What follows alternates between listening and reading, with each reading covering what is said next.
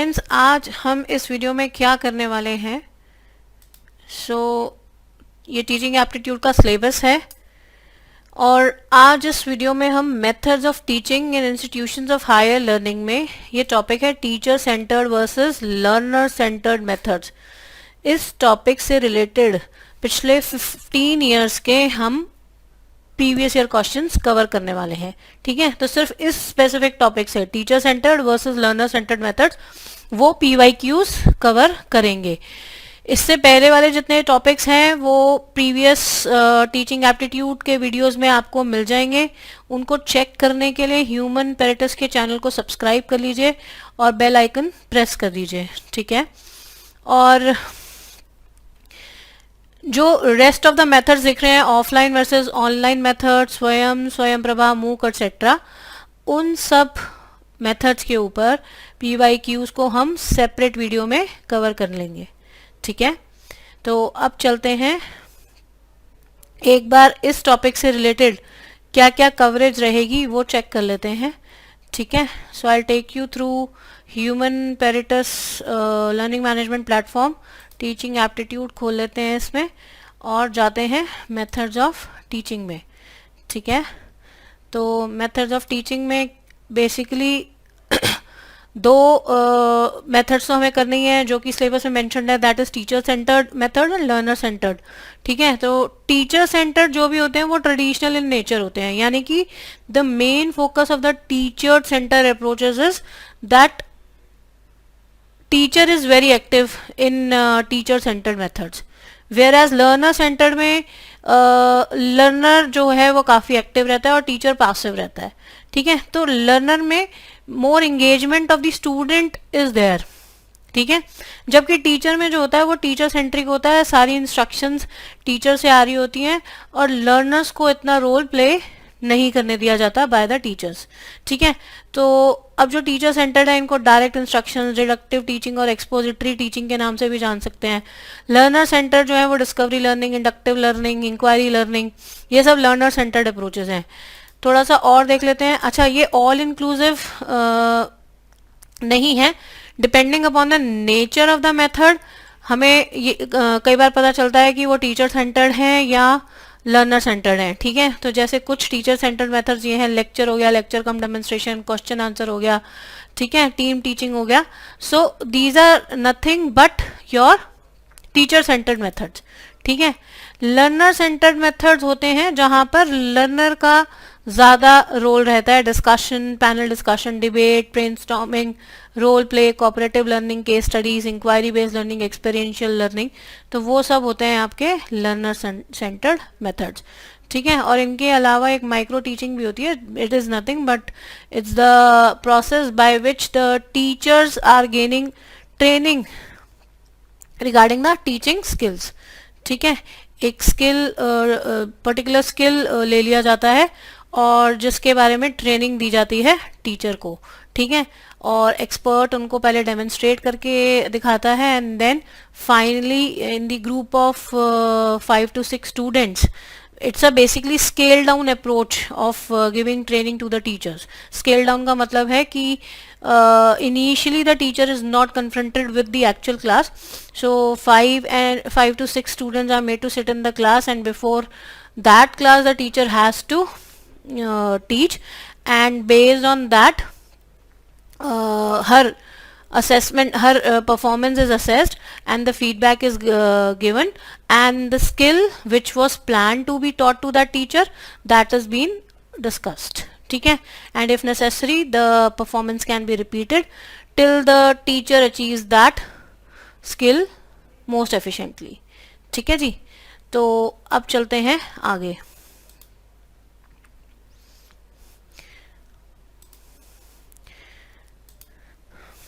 चलिए PYQs discuss कर लेते हैं।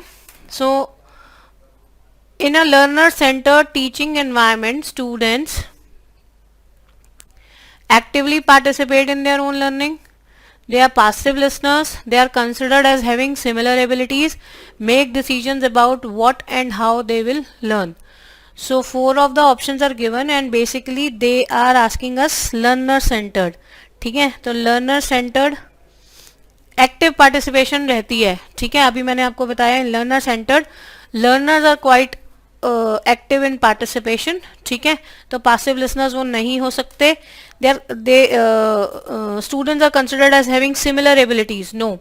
सो learner centered is basically an approach of teaching according to the needs of the learners, ठीक है। तो इसीलिए सी भी इसका आंसर नहीं होगा।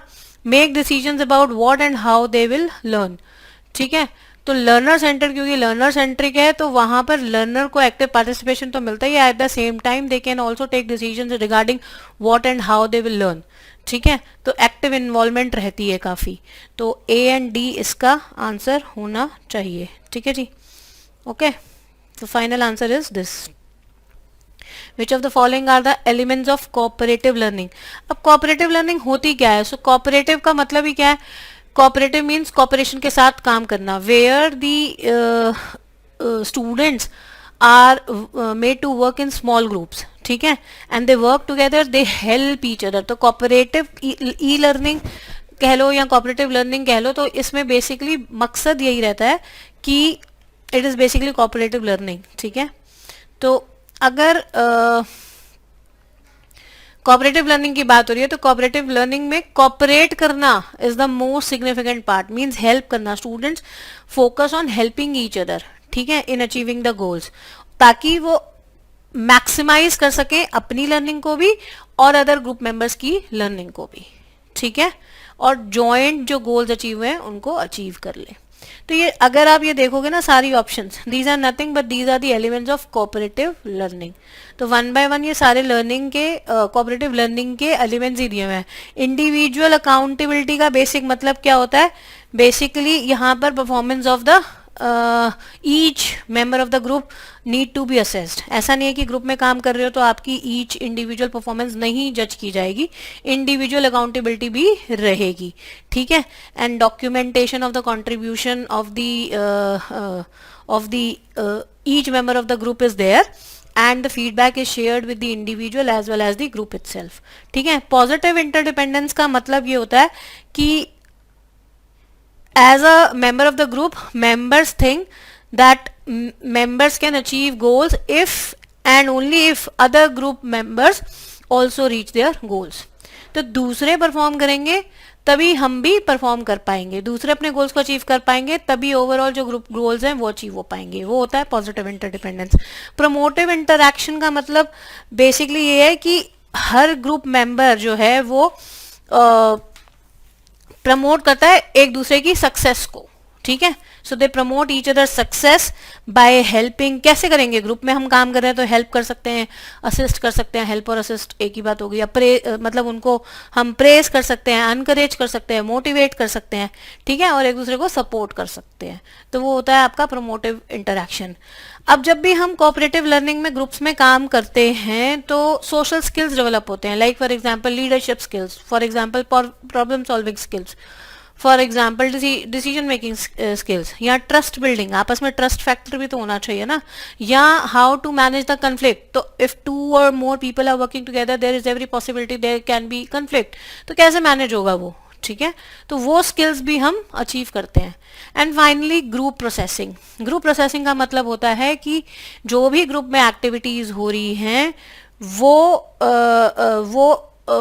which were helpful and which were not helpful, उस चीज की असेसमेंट करना, दैट इज ग्रुप प्रोसेसिंग, ठीक है, ताकि इम्प्रोवाइजेशन करी जा सके ग्रुप एक्टिविटीज में।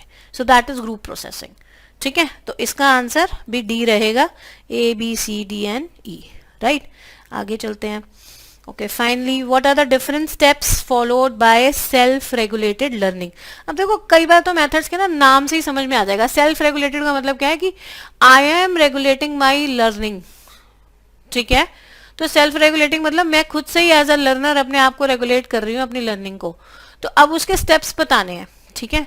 तो अगर नहीं भी पढ़ा तो थोड़ा सा एक बार देखेंगे ना तो हमें पता चल जाएगा। देखो सी जो बात है रेगुलेटिंग लर्निंग की बात हो रही है, सब कुछ करने के बाद ओवरऑल ऑब्जेक्टिव क्या होगा सेल्फ रेगुलेटेड लर्निंग का?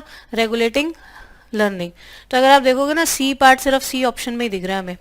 तो हम इस तरह से भी थोड़ा अंदाजा लगा सकते हैं. अब आप बाकी ऑप्शंस को सीरियल ऑर्डर में अरेंज करके देख लो कि whether they are fitting into this answer or not. तो बी क्या है, एनालाइजिंग द टास्क. ठीक है, एनालाइजिंग द टास्क है. और मतलब सबसे पहले आप सेल्फ रेगुलेटेड लर्निंग में टास्क को एनालाइज करोगे और फिर उसके बाद आप गोल सेट करोगे. ठीक है, गोल्स को सेट करोगे एंड देन प्लान्स को डिवाइस करोगे, फिर उनको इम्प्लीमेंट करोगे. इनएक्टिंग टैक्टिक्स एंड स्ट्रेटजीज क्या है कि कोई भी प्लान बनाया जाता है तो बनाने के लिए नहीं बनाया जाता, उसको इम्प्लीमेंट करने के लिए बनाया जाता है. And finally you will regulate learning. ठीक है, तो सी इसका करेक्ट आंसर है. Right. Which of the following are the prominent features of self directed learning. Again self directed learning की बात हो रही है तो सेल्फ मॉनिटरिंग रहेगी. Taking ownership of the learning. So if I am involved into self-directed learning, I must take the ownership of my learning. So nobody else is responsible for my learning. तो remedial teaching कहीं इसके scope में नहीं आता. remedial teaching क्या होता है? Basically remedial teaching ये होती है कि when teacher take recourse to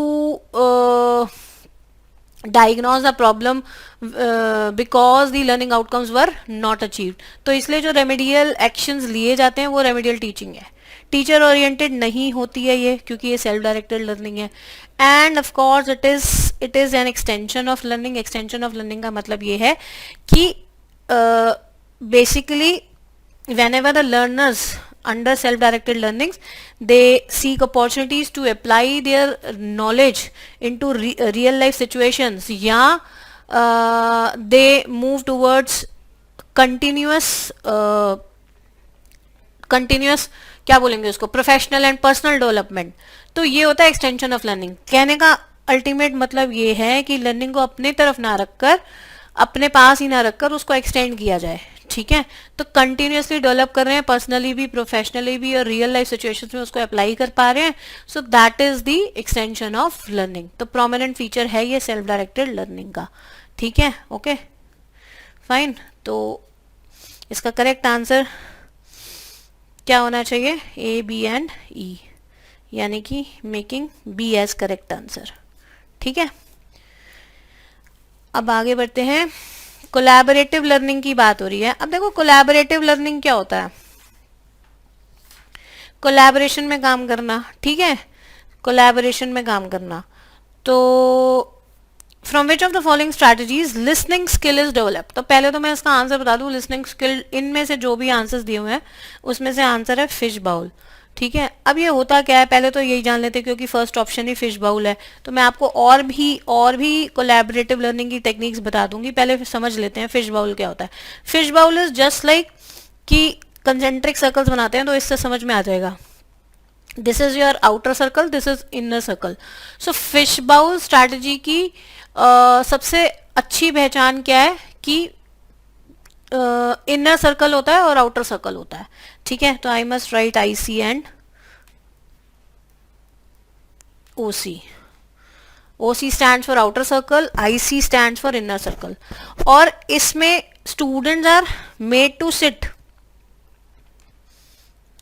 ठीक है, इनर सर्कल में भी कुछ बच्चे बैठे होंगे एंड आउटर सर्कल में भी कुछ स्टूडेंट्स हमारे होते हैं. ठीक है, लाइक मैं इसको ग्रीन से रिफ्लेक्ट कर देती हूँ. ठीक है, तो ये फिश बाउल स्ट्रैटेजी होती है. जो आउटर सर्कल में जो बच्चे हैं ना, दे एक्ट एज लिसनर्स. ठीक है, तो इनका मोटिव होता है लिसनर्स की तरह काम करते हैं ये. और जो इनर सर्कल में स्टूडेंट्स होते हैं बेसिकली ये एक्टिवली पार्टिसिपेट करते हैं डिस्कशंस में. तो यहाँ पर इनर सर्कल वाले जो बच्चे हैं वो डिस्कस करते रहते हैं और उनको ऑब्जर्व करने के लिए आउटर सर्कल में लिसनर्स बिठा दिए जाते हैं. And by observing them they get to know various skills. बहुत सारे स्किल्स लर्न करते हैं वो. तो ये होती है फिश बाउल स्ट्रैटेजी. ठीक है, so this is nothing, this is your fish bowl. Okay, अच्छा, सर्कल ऑफ वॉइसेस भी अगेन बिकॉज सर्कल है तो सर्कल तो होगा ही होगा यहाँ पर. ठीक है, अब मैं आपको सर्कल ऑफ वॉइसेस बता रही हूँ. इसमें भी सर्कल होता है and students are made to sit in a circle. ठीक है, लेकिन इसमें स्टूडेंट्स को ना basically they first of all the time is given to think. कोई टॉपिक देने के बाद ना, ठीक है, अच्छा एक चीज और कि सर्कल ऑफ वॉइसेस में ना कम स्टूडेंट्स होते हैं. तो मैंने बहुत सारे ड्रॉ कर दिए हैं, तो लेट मी रीड्रॉ इट। 5 या 6 ही स्टूडेंट्स होते हैं एट अ टाइम, ठीक है, तभी उसकी इफेक्टिवनेस होगी। बहुत ज़्यादा भी इन्वॉल्व कर देंगे बच्चों को तो फिर इफेक्टिवनेस चली जाती है किसी भी मेथड की, ठीक है। Let's say there are 5 students in this circle. अब first of all the topic is given to these 5 students and then they are asked to organize their thoughts for at least 4 to 5 minutes, ठीक है। First of all वो organise करते हैं and then each person is given a chance to speak about that topic after organizing their thoughts. So after a well thought procedure, then only they are given the chance to speak up, ठीक है। तो इससे जो discussion है ना वो काफ़ी relevant हो जाती है और काफ़ी क्या बोलते हैं उसको रिजल्ट ओरिएंटेड हो जाती है। एंड ऐसा नहीं है कि 1 by 1 इनको चांस दिया जाए, अगर मतलब रैंडमली भी दे सकते हैं चांसेस और 1 by 1 भी दे सकते हैं, दोनों चीज़ें पॉसिबल हैं, ठीक है। ओके, अब चलते हैं। अच्छा, एक चीज़ और मैं बहुत अच्छी स्ट्रैटेजी है, मैं यहाँ पर ही बता देना चाहती हूँ, दैट इज जिक्सॉ स्ट्रैटेजी। तो इसमें ना एक काफ़ी कॉम्प्लेक्स प्रॉब्लम ले लेते हैं। कोई भी कॉम्प्लेक्स प्रॉब्लम जो है वो जिक्सॉ स्ट्रैटेजी से सॉल्व की जा सकती है, ठीक है। तो again now I am explaining you jigsaw, ठीक है। तो क्योंकि इसमें मैं 2 सर्कल्स यूज करूंगी, तो लेट मी टेक 2 सर्कल्स, ठीक है। तो इससे आपको ना दोनों सर्कल से समझ में आ जाएगा कि जिक्सा होता क्या है। मान लीजिए this is a class of 16 students, ठीक है, और in each group, so there are 4 groups and in each group there are 4 students, ठीक है। तो इसमें डिफरेंट मान लीजिए जो 4 ग्रुप्स लिए हैं, हमने ले लिए रेड एंड देन ले लिया येलो एंड देन ले लिया, ये स्टूडेंट्स हैं, these are nothing but these are the students, ठीक है। और मान लीजिए मैंने पर्पल ले लिया यहाँ पे and then finally I am taking green, ठीक है। तो ये कलर्स रिप्रेजेंट कर रहे हैं basically different students in one particular group. तो ये हो गया मेरा ग्रुप ए, ठीक है। तो ये ग्रुप ए हो गया मेरा, ग्रुप बी हो गया, सी हो गया और डी हो गया, ठीक है। और फाइनली मतलब जैसे एक प्रॉब्लम इनको दे दी, एक कॉम्प्लेक्स टास्क दे दिया। फॉर एग्जांपल कुछ भी ले लेते हैं, मान लो हमें डिफरेंट टाइप्स ऑफ इकोसिस्टम्स के बारे में डिस्कशन करनी है, तो ग्रुप ए को दे दिया कि आप फॉरेस्ट इकोसिस्टम ले लो, बी को दे दिया, अब बड़े सारे टाइप्स ऑफ इकोसिस्टम होते हैं ना, बी को बोल दिया मेरीन इकोसिस्टम डिस्कस करना आप लोग, सी को टॉपिक दे दिया ग्रासलैंड वाला, डी को दे दिया डेजर्ट वाला, ठीक है। अब जब ये आपस में थरली प्रिपेयर्ड हो जाएंगे उस पर्टिकुलर इंडिविजुअल टॉपिक को लेकर, तो पहले कॉम्प्लेक्स प्रॉब्लम दे दी, कॉम्प्लेक्स प्रॉब्लम को ब्रेक डाउन कर दिया इनटू पीसेस, ठीक है। तो जैसे जिक्सॉ पजल को हम अरेंज करते हैं, ये वही चीज़ है। तो फिर उनको पीसेस में ब्रेक करके ग्रुप्स को दे दिया, और ग्रुप का जो ईच मेंबर है then they shuffle their seats like this, ठीक है। अगर मैं आपको दिखाऊं इसमें, तो each group after arranging their thoughts, कैसे ये लोग ग्रुप होंगे, मैंने कौन कौन से लिए हैं, purple yellow red and blue, ठीक है। तो हर एक में पर्पल, ठीक है, और फिर हर एक में ऐसे येलो आ जाएगा, ठीक है, एंड देन हर एक में रेड भी आ जाएगा, मतलब हर एक बच्चा हर एक ग्रुप में रिप्रेजेंट करेगा। ये अपनी अपनी फील्ड में एक्सपर्ट हो गए, then their groups are shuffled, ठीक है। और लास्ट बचा ग्रीन यहाँ पर। So in this way jigsaw strategy works, ठीक है। तो ये स्टडी ग्रुप है और ये मतलब this is basically your expert group, इसको एक्सपर्ट ग्रुप बोलते हैं और इसको स्टडी ग्रुप बोलते हैं, ठीक है। तो ये मेरा सर्कल ऑफ वॉइसेस है और ये मेरी जिक्सॉ स्ट्रैटेजी है। और केस स्टडी में कुछ ज़्यादा बताने वाला नहीं है, केस स्टडी हम सब ने कर रखा है कि किस तरह से करते हैं मैनेजमेंट वगैरह की केस स्टडीज, ठीक है। क्लियर है? तो इसका आंसर ए है। तो लिसनिंग स्किल्स कहाँ डेवलप होते हैं हमारे फिश बाउल में, ठीक है जी। आगे चलते हैं। Which of the following are the benefits of collaborative learning. नहीं भी पता तो कोलैबोरेशन क्या है कि इकट्ठे काम कर रहे हैं हम लोग, ठीक है। तो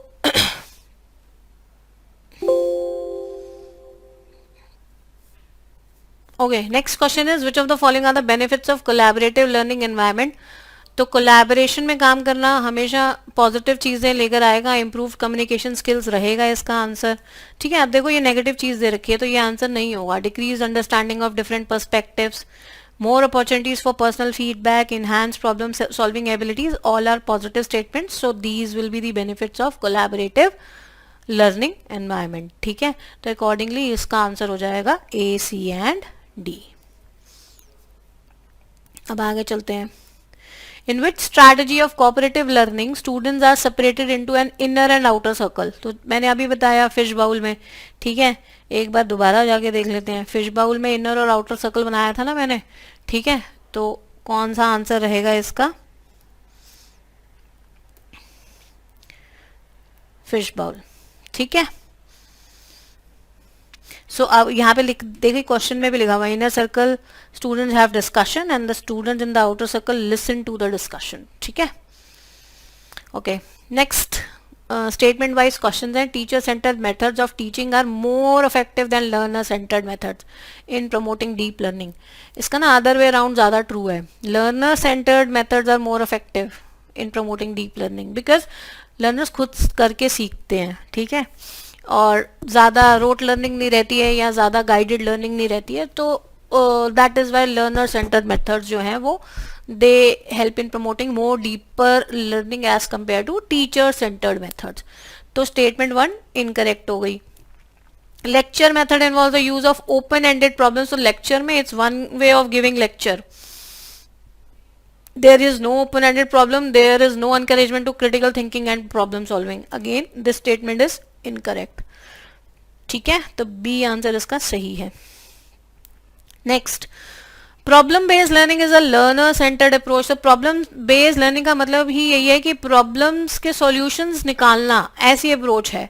तो वो हमेशा लर्नर सेंटर्ड अप्रोच रहती है, ना कि आपकी टीचर सेंटर। ठीक है, गाइडेड डिस्कवरी लर्निंग क्या होता है? बेसिकली गाइडेड डिस्कवरी, ये जो स्टेटमेंट दी हुई है ना, this is exactly the opposite. ठीक है, इसमें विदाउट वर्ड लगा दिया इसलिए ये स्टेटमेंट गलत है। तो पढ़ लेते हैं एक बार statement. In guided discovery learning students are encourage to construct their understanding, of course they are encourage to construct their standing with the assistance of teacher guided questions and directions. अगर ये होता तो ये स्टेटमेंट करेक्ट होती। ठीक है, तो इसमें teacher basically guided discovery learning क्या होती है, इसमें दोनों ही एक्टिव होते हैं, टीचर और स्टूडेंट दोनों एक्टिव होते हैं।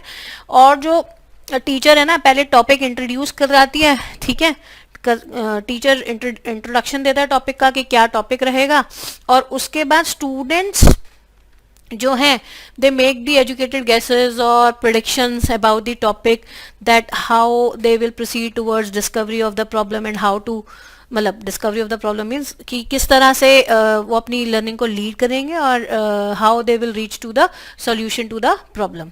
ठीक है, तो वट एवर एक्सपेरिमेंट रिसर्च जो भी बनते हैं दे विल कंडक्ट। ठीक है, and then reach out to the conclusions. Okay, of course इसमें एक टीचर की गाइडेंस जरूर रहती है। ठीक है, तो इसलिए स्टेटमेंट 2 इनकरेक्ट है। तो इसका आंसर सी है। Statement 1 is correct, statement 2 is incorrect. Which of the following is a group centred method of teaching? Group में काम कर रहे हैं बच्चे। ठीक है, एक हो गया लर्नर सेंटर्ड, एक हो गया आपका टीचर सेंटर्ड। तो जहां भी ग्रुप सेंटर्ड मेथड्स होते हैं ना, वो ज्यादातर लर्नर सेंटर्ड मेथड्स ही होते हैं। ठीक है, क्योंकि उसमें बच्चे ग्रुप एक्टिविटी कर रहे हैं, कुछ करके खुद से सीख पा रहे हैं। ठीक है, तो इसका आंसर ग्रुप सेंटर्ड पूछा है, तो लेक्चर नोट्स टीचर दे रही है, it's not a group centred. Team teaching में क्या होता है? 1 or more than 2 teachers are teaching who are expert in their field and they are taking same class, they are teaching same class. तो team teaching इसका answer इसलिए नहीं है क्योंकि टीचर्स का ग्रुप होता है, यहाँ पे लर्नर्स का ग्रुप नहीं होता। तो that is why it is not in to the category of group centred. Demonstration में teacher is demonstrating, again it's not a group centred method. Brainstorming में क्या करते हैं हम? बहुत सारे आइडियाज इकट्ठे करते हैं ना स्टूडेंट से। ठीक है, ब्रेन स्टॉर्मिंग सेशंस होते हैं। So production of lot many ideas from the students, that is brain storming, और ये ग्रुप सेंटर्ड मेथड है। ठीक है, which of the following is a teacher centred method? So basically हम क्वेश्चंस के through ये भी चेक कर रहे हैं कि कौन सा मेथड कौन से कैटेगरी में फॉल करता है, plus eight the same time उनका नेचर क्या है। ठीक है, तो जहां तक पॉसिबल होगा हम उसको डिस्कस करेंगे। विच of the following is a teacher centred method. अब टीचर सेंटर्ड मेथड की बात हो रही है, तो प्रॉब्लम सॉल्विंग कभी भी टीचर सेंटर्ड नहीं होता, वो हमेशा लर्नर सेंटर्ड होता है, ठीक है। डिस्कशन मेथड क्या होगा, इंक्वायरी अप्रोच क्या होगा, या डेमोन्स्ट्रेशन मेथड। अब इनमें से सबसे जो मोस्ट अप्रोप्रिएट आंसर है कि टीचर इज डेमोन्स्ट्रेटिंग, तो वन वे कम्युनिकेशन होता है ज़्यादातर टीचर सेंटर में, तो डेमोन्स्ट्रेशन मेथड इसका रहेगा। तो इंक्वायरी में खुद से बच्चे इंक्वायरी करके सीख रहे हैं, डिस्कशन में डिस्कस कर रहे हैं, तो वो टीचर सेंटर्ड नहीं है, तो ये सब नहीं है, और डी इसका आंसर रहेगा, ठीक है जी। Which of the following is a learner centred method. Inquiry अभी हमने पढ़ा, लर्नर। लेक्चर मेथड में क्योंकि द टीचर इज लेक्चरिंग, तो ये वन वे कम्युनिकेशन है, तो आपका ये भी जो है वो टीचर सेंटर्ड मेथड रहेगा, ठीक है। सो टीचर सेंटर्ड मेथड है, ये लर्नर सेंटर्ड मेथड है। डेमोन्स्ट्रेशन मेथड में अगेन टीचर सेंटर्ड है, टीम टीचिंग भी टीचर सेंटर्ड मेथड है, ठीक है। अब चलते हैं आगे। विच of the following methods of teaching learning is teacher centric. अब टीचर सेंट्रिक मेथड पूछ लिया गया इनसे। देखिए कंफ्यूजन कहाँ आती है, कई बार मेरे से ना स्टूडेंट्स क्लास में डिस्कस करते हैं, यहाँ तो लिखा है चॉक एंड टॉक, तो लगता है ना कि ये टू वे कम्युनिकेशन हो गया। चॉक एंड टॉक का मतलब है she is writing and she is talking as well, तो ये वन वे कम्युनिकेशन है, ठीक है। तो इसमें डायलॉजिक नहीं है ये, तो चॉक एंड टॉक में कंफ्यूजन हो जाती है कई बार पढ़ने में। तो chalk and talk she is writing as well as she is talking while writing, तो ये हो गया आपका हो गया टीचर सेंट्रिक। रेस्ट देख लो, केस स्टडीज हमेशा आपका student centred, activity based student centre, field work field में जाके सीखेंगे वो भी स्टूडेंट सेंटर्ड, ठीक है। ये आंसर है इसका। विच of the following is outside the teacher centric method. It means हमें आंसर ढूंढना है स्टूडेंट सेंट्रिक मेथड से। स्टूडेंट सेंट्रिक मेथड इनमें से कौन सा है, तो हमारा आंसर वही हो जाएगा, ठीक है। तो इंक्वायरी अप्रोच मैंने आपको अभी बताया कि स्टूडेंट सेंट्रिक है। तो demonstration, team teaching, lecture method all falls in the category of teacher centric method, ठीक है। तो इसका आंसर रहेगा सी। While delivering a lecture, there is a disturbance created by students in the class. Which of the following measures should be taken by a teacher? तो इस तरह के casual से थोड़े क्वेश्चन आ जाते हैं, तो we have to apply our brain again, थोड़ा सा ऑप्शंस पे भी डिपेंड करता है, what all options are given to us, ठीक है। तो मोस्ट अप्रोप्रिएट आंसर हमें ढूंढना है। तो अगर आप स्टेटमेंट्स पढ़ोगे, punishing can never be the solution, ignoring can never be the solution, leave the class can never be the solution, talk to the students causing disturbance and motivate them, तो कुछ अच्छी बात यहाँ बोली गई है, तो डी इसका आंसर होना चाहिए, ठीक है। I never teach my pupils. I only attempt to provide the conditions in which they can learn. Albert Einstein की ये statement they the. The above quote can be best fitted for which of the following models of teaching learning? तो parent और placement centre तो क्या ही होंगे, learner और teacher centre के बीच में अगर हम देखें, इन दोनों के बीच में लड़ाई है, तो लर्नर सेंटर्ड होता है कि हम कंडीशंस देते हैं लर्निंग की, ठीक है। तो मैं अपने बच्चों को टीच नहीं करता, हमेशा कंडीशंस देता हूँ जिसमें वो सीख सके, तो this is focusing on learner centred, ठीक है। ए आंसर है इसका। अब देखो मेथड्स ऑफ टीचिंग दिया हुआ है एक साइड पे, और दूसरी साइड पे टेक्निक्स फॉर इंक्रीजिंग इफेक्टिवनेस, मतलब what techniques can be use under these methods of teaching, वो हमें मैच करनी है। कुछ भी नहीं पता हो तो देखो हम कॉमन सेंस से ये क्वेश्चन सॉल्व करेंगे, ठीक है। पहले सारी ऑप्शंस पढ़ लेते हैं। Face to face interactive method दिया हुआ, फेस टू फेस मतलब आमने सामने और इंटरेक्शन हो रही है। ओपन एंड डिस्टेंस लर्निंग हम जब घर बैठ के पढ़ते हैं और फिर पेपर देते हैं, वो हो गया open and distance learning. Individualise method of teaching, online method. अब देखो ऑनलाइन मुझे दिखाई देता है कि ऑनलाइन इनमें से चारों ऑप्शंस में से क्या होगा। अगर आपने स्वयं और मूक के बारे में आपको पता है तो अच्छी बात है, नहीं तो इसके लिए सेपरेट वीडियो कवर किया जाएगा, वो चेक कीजिएगा, ठीक है। तो स्वयं और मूक जो है वो ऑनलाइन मेथड्स ऑफ टीचिंग में आते हैं। तो डी का 1 मुझे सिर्फ और सिर्फ कहाँ दिखाई दिया, यहाँ दिखाई दिया। अब बाकी भी चेक कर लो सही है कि नहीं है। ए का 4 बनता है, फेस टू फेस हो रहा है, आमने सामने हो रहा है एंड इंटरेक्टिव हो रहा है। तो इंटरेक्टिव में डिस्कशन आती है ना, तो it means this suits well, ठीक है। बी का दिया हुआ है 3, इसी सी ऑप्शन के अकॉर्डिंग चल रही हूँ मैं। बी का दिया हुआ है 3, open and distance learning method में आपके मॉड्यूलर इंस्ट्रक्शनल मटेरियल्स होते हैं, ठीक है ना, ओके। मटेरियल, स्टडी मटेरियल पढ़ पढ़ के हम पेपर देते हैं ना open and distance learning method में। इंडिविजुअलाइज मेथड में क्या होगा, प्रोग्राम्ड इंस्ट्रक्शनल पैकेजेस, ठीक है, ओके। तो इसका आंसर रहेगा C. Next, again methodology of teaching दिया हुआ है और टीचर सपोर्ट सिस्टम दिया हुआ है। अभी अब टीचिंग सपोर्ट सिस्टम में भी क्वेश्चन फॉल कर सकता था, ठीक है, लेकिन इसको यहीं कवर करते हैं कि किस तरह का ये कैटेगरी में फॉल करता है टीचर सपोर्ट सिस्टम। ट्रेडिशनल है, मॉडर्न है, आईसीटी बेस्ड है। तो चारों एक बार ऑप्शंस पढ़ते हैं। वीडियो थ्रू एलएमएस, अब देखो दो ऑप्शंस में मुझे दिख रहा है कि ये शायद आईटी बेस्ड, आईसीटी बेस्ड हो सकते हैं, इंफॉर्मेशन एंड कम्युनिकेशन टेक्नोलॉजी। ए और डी देखो, use of projector in class for delivering presentation, projector use किया जा रहा है प्रेजेंटेशन डिलीवर करने के लिए, ठीक है। या फिर मुझे कंफ्यूजन हो सकता है कि ये मॉडर्न हो सकते हैं। तो अब इसको कैसे रिफ्लेक्ट करेंगे, video through LMS and face to face discussions. दो बातें बोल दी कि एलएमएस के थ्रू वीडियो भी दिखा रहे हो और आप फेस टू फेस डिस्कशन भी कर रहे हो। तो यानी कि दोनों चीजें हो गई ना, ये हाइब्रिड हुआ ना, फिर ब्लेंडेड हुआ, दोनों का मिक्स हुआ, ठीक है। और आईसीटी बेस्ड इसको बिल्कुल फिट करेगा क्योंकि प्रोजेक्टर यूज कर रहे हैं हम, ठीक है। तो आईसीटी बेस्ड ये हो गया।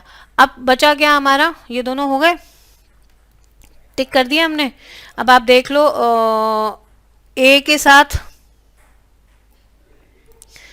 एलएमएस वाला मेरा, मैंने आपको ए के साथ 4 बताया है ना, ए के साथ 4 यहाँ है, तो डी इसका होना चाहिए। बाकी भी देख लेते हैं। Use of talk and chalk and sharing of notes, तो ये बहुत ही ट्रेडिशनल है। अगर नहीं भी पता तो मतलब यहाँ पे भी हमारे को समझ में आ जाता है कि बी का जो है वो 1 होना चाहिए, ठीक है। और सी बचा जो, वो मॉडर्न हो गया। फिर केस स्टडी डिस्कशंस मॉडर्न है, ट्रेडिशनल नहीं है, ठीक है। In student centric approach, teacher क्या करती है इनमें से स्टूडेंट सेंटर अप्रोच में, maximises use of extrinsic rewards, encourages students to take increased responsibility, use appropriate teaching learning materials। अब आपको लगेगा सी भी हो सकता है, ठीक है, और ए भी कहीं हद तक लग सकता है। अगेन कंफ्यूजिंग ऑप्शंस वाले क्वेश्चंस में we have to find the most appropriate answer. In student centric approach, देखो स्टूडेंट सेंट्रिक में स्टूडेंट को हमने फोकस करना है कि स्टूडेंट स्टूडेंट स्टूडेंट, वहाँ पे टीचर का रोल कम है, तो इसलिए मोस्ट अप्रोप्रिएट आंसर ये है। क्योंकि अगर वो एक्सटेंसिक रिवॉर्ड्स भी यूज कर रही है तो टीचर सेंट्रिक ही हुआ ना वो, ठीक है। या टीचिंग लर्निंग मटेरियल तो टीचर सेंट्रिक उस मेथड्स में भी यूज हो सकते हैं। तो इसीलिए ए और सी आंसर नहीं रहेगा, बी आंसर होगा। Encourages students to take increase responsibility, ठीक है, बी इसका आंसर है। Assertion दिए हुए, learner centered approach provides best experience for learners, yes, so it is more suitable to learners. Learner centered approach does not acknowledge the needs of the learner। तो अभी मैंने starting में आपको क्या बताया था कि learner centered approach always acknowledge the needs of the learners as central to learning experience। तो ये रीजन गलत है, तो A is true और R is false, ठीक है। टीचिंग मेथड दिए और इनके एग्जाम्पल्स दिए, मोनोलॉजिक, डायलॉजिक। तो मोनोलॉजिक 1 वे हो गया है, सबसे पहले मोनोलॉजिक ढूंढ के देखो। तो डेमोन्स्ट्रेशन हमेशा आपको मैंने बताया डेमोन्स्ट्रेट कर रही है टीचर। टीम टीचिंग में भी अगेन अगर आप देखोगे तो it's a 1 way mode of communication. Dialogic हो गया 2 वे, ठीक है।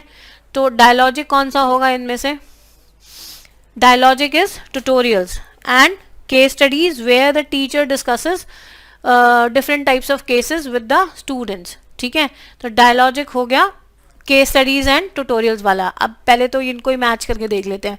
ए जो है वो 3 है और बी जो है वो 2 है, ठीक है, तो बी होना चाहिए। आगे देख लेते हैं। सी का 4 होता है एक्शन बेस्ड कर रहे हैं हम काम। तो सिमुलेशन एंड रोल प्लेइंग सबको पता है क्या होता है, ठीक है। When the learners are given different roles to play in the class and they have to demonstrate, मतलब they have to demonstrate the character which has been given to them। और सिमुलेशन में क्या होता है कि हम बिल्कुल सिमुलेट कर देते हैं सिचुएशंस को, रियल लाइफ एनवायरनमेंट क्रिएट कर देते हैं, ठीक है, और उसमें उनको एक्ट करना होता है। तो सिमुलेशन एंड रोल प्लेइंग क्या हो गया, एक्शन ओरिएंटेड। सेल्फ स्टडी कौन से हो गया, साइबरनेटिक्स, रोबोटिक्स के बारे में पढ़ना है या कुछ करना है, कंप्यूटर एडेड इंस्ट्रक्शंस हो रही हैं, तो आप सेल्फ स्टडी कर रहे हो ना, तो D can easily go with 1, ठीक है, okay. Which of the following is related to learning centered approach of education? तो लर्निंग सेंटर्ड क्या होगा, देखो बाकी देखोगे ना आपको ऑप्शंस अपने आप ही पता चल जाएगा कि 1 आंसर क्या है इसका। इम्पोज नहीं हो सकता, ऑथोरिटेरियन नहीं हो सकता, ऑटोक्रेटिक नहीं हो सकता, तो self controlled should be the answer. ठीक है. Which of the following are the characteristics of teacher-centered classroom management? Teacher-centered पूछी है characteristics. Discipline comes from self, तो वो होता है learner centered में, ना कि teacher centered में. Teacher is the sole leader, yes. अभी मैंने आपको बार बार बताया. Students are facilitators, नहीं. Students का कोई उसमें active role नहीं होता. Students are allowed limited responsibilities, yes. ठीक है. तो B और D इसका आंसर रहेगा. ठीक है. Direct instruction is more suited when teachers. अब डायरेक्ट इंस्ट्रक्शन मतलब वही अगेन टीचर सेंटर्ड मेथड्स कहाँ मोर सूटेबल रहेंगे इन चारों ऑप्शंस में, तो चारों ऑप्शंस पढ़नी जरूरी है. First of all teach basic skills, तो यहाँ पे हो सकता है ना, बेसिक स्किल्स ही सिखाने हैं. ठीक है. जैसे फॉर एग्जाम्पल 2+3=5, तो डायरेक्ट इंस्ट्रक्शन चल जाएगा काम. Have the students explore pathways, exploring के लिए तो स्टूडेंट्स ही लगेंगे ना. ठीक है. तो यहाँ नहीं लगेगा. Encourage their students to refine their creativity, creativity हमेशा आपका लर्नर सेंटर्ड में होती है. Assign critical thinking, critical thinking कहाँ होती है, लर्नर सेंटर्ड में होती है, इसलिए इसका आंसर ए रहेगा. ठीक है. Which of the following is the best method of teaching? Best method of teaching इनमें से कौन सा है? To impart knowledge to students, to ask students to self learn from books, to start a discussion and encourage students, to ask students to go to library. तो बहुत ही simple सा question है और स्ट्रेट फॉरवर्ड सी आंसर हमें दिख रहा है. Best method क्या होगा इन चारों में से? Discussion and encouragement to students. ठीक है. Which of the following statements best describes brainstorming? तो ब्रेनस्टॉर्मिंग अभी हमने डिस्कस भी किया था. इनमें से ब्रेनस्टॉर्मिंग है ही क्या? Number of ideas, large number of ideas are produced by the students in the class, that is brainstorming session without any critical review of the answers given by the students. ये भी है brainstorming कि critical analysis नहीं होगा उनका, जो सब दे रहे हैं लिखते जाओ बोर्ड पे, ओके ओके ओके, चाहे वो फनी है, चाहे वो सैड है, बैड है, गुड है, राइट है, रॉन्ग है, everything, every type of idea is welcome in brainstorming session. ठीक है. तो बाकी आप देखोगे they are not the brainstorming methods of teaching, they do not fall into the category. ठीक है. Which of the following methods are learner centered? Learner centered active learning नाम से ही पता चल रहा है. Cooperative learning yes. Inductive teaching and learning yes. तो इंडक्टिव टीचिंग में भी again students are prompted to generate knowledge through like inquiring themselves या रीजनिंग, ऑब्जर्वेशन या फिर एक्सपीरियंस के थ्रू, तो वो होता है इंडक्टिंग टीचिंग. ठीक है. और पैसिव लर्निंग तो कभी आंसर नहीं रहेगा इसका, तो A should be the answer to this question. ठीक है. Next, which of the following is a learner centric teaching method? So option है demonstration, drill and practice, question answer, cooperative learning. बहुत इजी सा question है तो explain करने की भी जरूरत नहीं है मुझे. ठीक है. तो लर्नर सेंट्रिक पूछा है, लर्नर सेंट्रिक हो गया cooperative learning. Next, flipped classroom environment promotes. So flipped classroom क्या होता है? फ्लिप्ड क्लासरूम इज बेसिकली ये नहीं कि क्लासरूम को उल्टा कर दो. फ्लिप्ड क्लासरूम का बेसिक मतलब ये है कि whatever study material is there that is given in advance to the students, ताकि क्लासरूम एक्टिविटी के लिए टाइम बच जाए, ताकि हायर ऑर्डर स्किल्स को जनरेट करने का टाइम बच जाए, क्लास में डिस्कशन का टाइम बच जाए. तो पहले से ही नोट्स, हैंडआउट्स वगैरह दे दिए जाते हैं कि एक दिन पहले पढ़ने के लिए दे दिए जाते हैं, अच्छे से पढ़ के आओ फिर डिस्कशन करेंगे. तो क्या होगा, आपने एक टाइम भी सेव कर लिया. Eight the same time you have much valid scope for other classroom activities. तो वो होता है फ्लिप्ड क्लासरूम. ठीक है. तो फ्लेक्सिबल लर्निंग कल्चर हो गया. आप खुद बाकी ऑप्शंस भी देखोगे ना, नहीं भी पता ना तो ये आंसर नहीं हो सकते. Fix learning culture, face to face learning only, fix and passive, ठीक है, not suitable. Okay. Students watch and listen to the videos of the lecture before coming to the class. It is an example of flipped classroom. ठीक है. अभी discuss किया हमने. Below are given 2 columns, again methods of teaching दिए हुए हैं और focus of the method दिया हुआ है. अब देखो कोलैबोरेटिव भी दे दिया, कोऑपरेटिव भी दे दिया, कंस्ट्रक्टिविस्ट तो चलो अलग चीज़ है, टीम टीचिंग भी अलग चीज़ है. अब मुझे ना सबसे पहले इसमें चलो कोलैबोरेटिव और कोऑपरेटिव में ना कंफ्यूजन हो सकती है कि कौन सा कोलैबोरेटिव है, कौन सा कोऑपरेटिव है। तो अभी let's try to explore the other options. Team teaching मुझे पता है कि जब दो से टीचर्स मिलकर पढ़ाती हैं या दो से ज़्यादा टीचर्स मिलकर पढ़ा लेती हैं, ठीक है, तो डी का 1 रहेगा। So when expertise of teachers is use in teaching, आप बाकी ऑप्शन देखो कहीं पे भी आपको ऐसा नहीं रिफ्लेक्ट हो रहा जो टीम टीचिंग है, तो डी गोज विद 1। बट ये भी बड़े स्मार्ट है, 3 जगह इन्होंने D1 दे दिया। अब आगे चलते हैं ना, फिर कोलैबोरेटिव व कोऑपरेटिव में डिस्टिंक्शन करने की कोशिश करते हैं। अगर आपको कंस्ट्रक्टिविस्ट पता है ना, तो कंस्ट्रक्टिविस्ट का बेसिक जो फोकस होता है ना, इसमें बेसिकली जो स्टूडेंट होते हैं ना, दे कंस्ट्रक्ट देयर अंडरस्टैंडिंग और नॉलेज देमसेल्व्स, ठीक है, and they reflect upon their experiences. तो जो भी एक्सपीरियंस वो गेन करते हैं लाइफ में, they learn by reflecting upon those experiences, तो वो कंस्ट्रक्टिविस्ट होता है, ठीक है। तो when emphasize is given on students as a creator of knowledge, that suits with constructivist. अब देखो कोलैबोरेटिव और कोऑपरेटिव में एक बार तो कंफ्यूजन हो सकता है, बट ठीक है, looking at the option we can deduce the answer, but दोनों में डिफरेंस एक बार समझ लेते हैं। देखो कोलैबोरेटिव में जो 1 लाइन यहाँ पे लिखी हुई है ना, यही बेसिक डिफरेंस है कोलैबोरेटिव और कोऑपरेटिव में। कोलैबोरेटिव का बेसिक मकसद क्या होता है कि एक एक्टिविटी दे दी और उसके डिफरेंट एस्पेक्ट्स को जब बच्चे ग्रुप में सॉल्व कर रहे हैं, ठीक है, एक एक्टिविटी है और उसको ग्रुप में ही सॉल्व किया जा रहा है, they are collaborating with each other but they are working on the different aspects of that activity, that is collaborative. अगर कोऑपरेटिव की बात करें ना, तो कोऑपरेटिव इज व्हेन, मैंने अभी स्टार्टिंग में बताया जब बड़ी सारी वो टेक्निक्स भी डिस्कस करी थी हमने, ठीक है, तो स्टार्टिंग में भी कोऑपरेटिव आया था ना। तो कोऑपरेटिव क्या होता है कि जब लोग आपस में हेल्प कर रहे होते हैं एक दूसरे को, ठीक है, और इसका जो कीवर्ड्स हैं कोऑपरेटिव के, वो है म्यूचुअल सपोर्ट, जो हमने एलिमेंट्स किए थे, एलिमेंट वाला क्वेश्चन किया था ना, फर्स्ट या सेकंड क्वेश्चन किया था, पॉजिटिव इंटरडिपेंडेंस, इंडिविजुअल अकाउंटेबिलिटी, ठीक है, और म्यूचुअल सपोर्ट और व्हाटएवर जो सोशल स्किल्स वो गेन करते हैं, तो ये सारे होते हैं कोऑपरेटिव मेथड में। सो बेसिकली यहाँ पर म्यूचुअल सपोर्ट जो है वो फोकस रहता है कोऑपरेटिव में। So that is why it is written here when students help each other to learn, ठीक है। तो बेस्ड ऑन दिस इसका आंसर तो चेक कर लें, तो इसका आंसर है बी, यानी कि ए का 3, ठीक है, ओके। तो बी इसका आंसर है, आप रिलेट कर लेना अब इससे, ठीक है। To organize discussion method in teaching effectively, which of the following conditions should be met.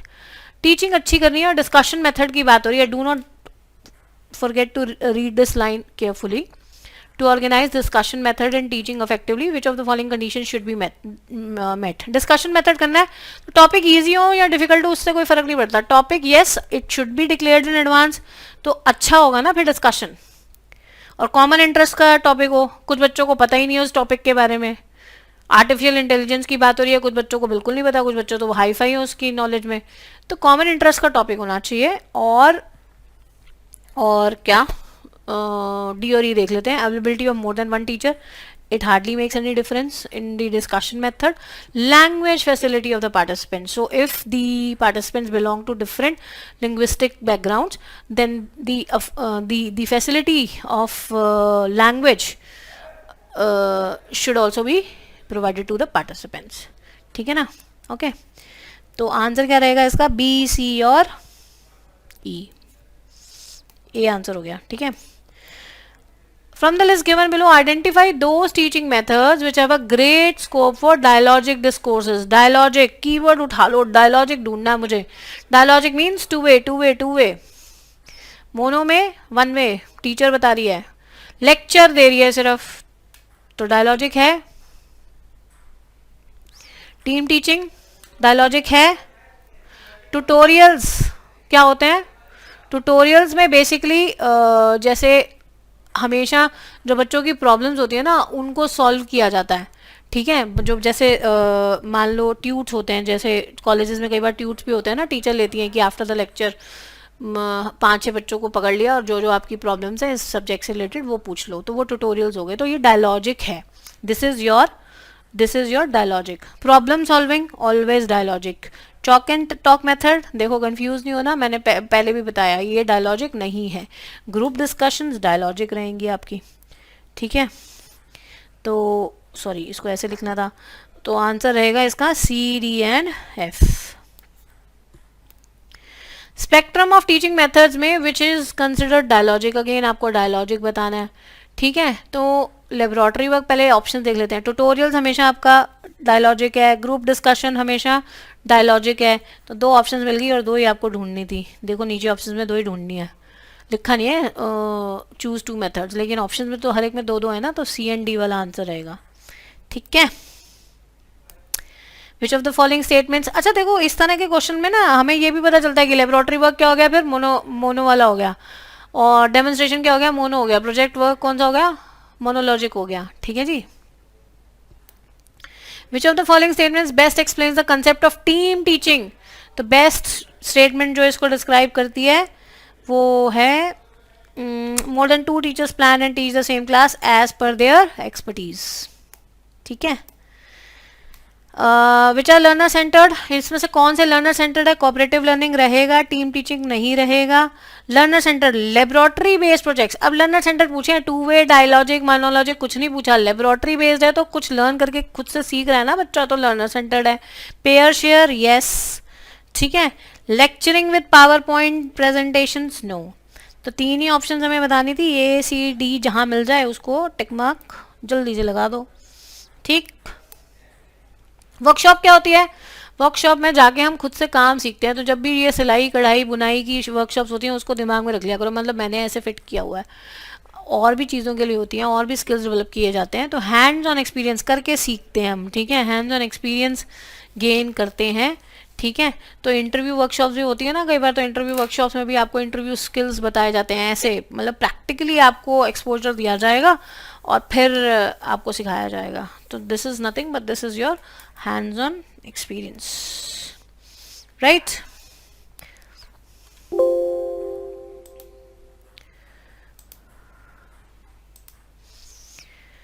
तो आज के लिए इतना ही। आगे सभी वीडियोस को चेक करने के लिए ह्यूमन पेरिटस के चैनल को सब्सक्राइब कर लीजिए और बेल आइकन प्रेस कीजिए so as to get the notification in the inbox. Thank you so much.